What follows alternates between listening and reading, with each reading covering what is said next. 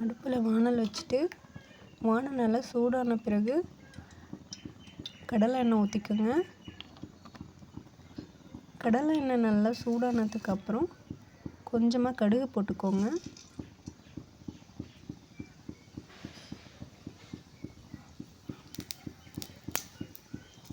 கடுகு நல்லா பொரிஞ்சு வந்ததுக்கப்புறம் நம்ம நறுக்கி வச்சுருக்க வெங்காயத்தை போட்டுக்கணும்.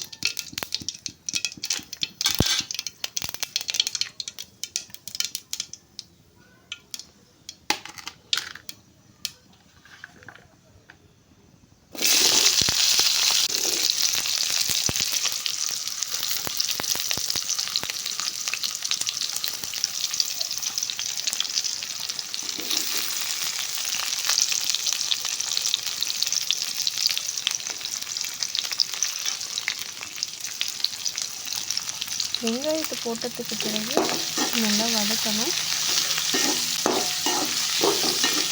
2 நிமிஷம் 3 நிமிஷம் வதக்கினதுக்கு அப்புறம் தக்காளி ஆட் பண்ணிக்கிறோம். தக்காளி எல்லாத்தையும் போட்டதுக்கப்புறம் நல்லா வதக்கிட்டு இது 2 நிமிஷம் 3 நிமிஷம் வதக்கணும்.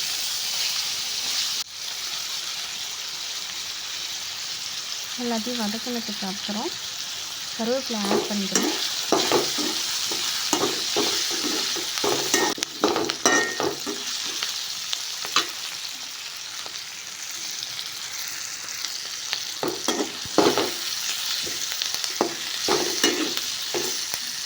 மூணும் நல்லா வதங்கினதுக்கப்புறம் முருங்கைக்காய் ஆட் பண்ணிக்கிறோம். முருங்கைக்காயும் ஒரு 2 நிமிஷம் 3 நிமிஷம் நல்லா வதக்கணும்.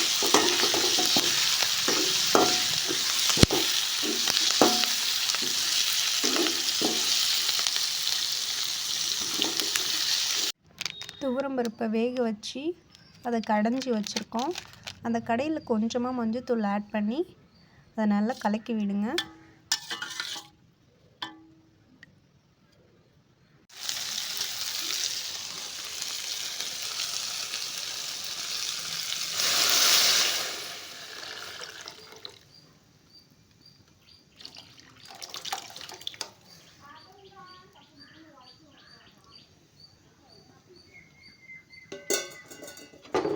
பருப்பு கடையில் ஊற்றுனதுக்கப்புறம் நல்லா மிக்ஸ் பண்ணி விடுங்க.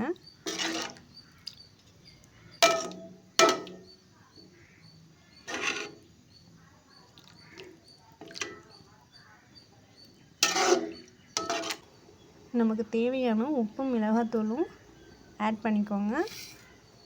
ஆட் பண்ணதுக்கப்புறம் நல்லா கிண்டி விடுங்க.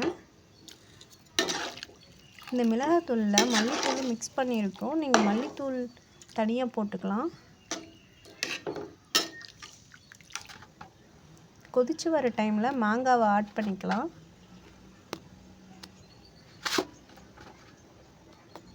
மாங்காய் போட்டதுக்கப்புறம் நல்லா கிண்டி விடுங்க.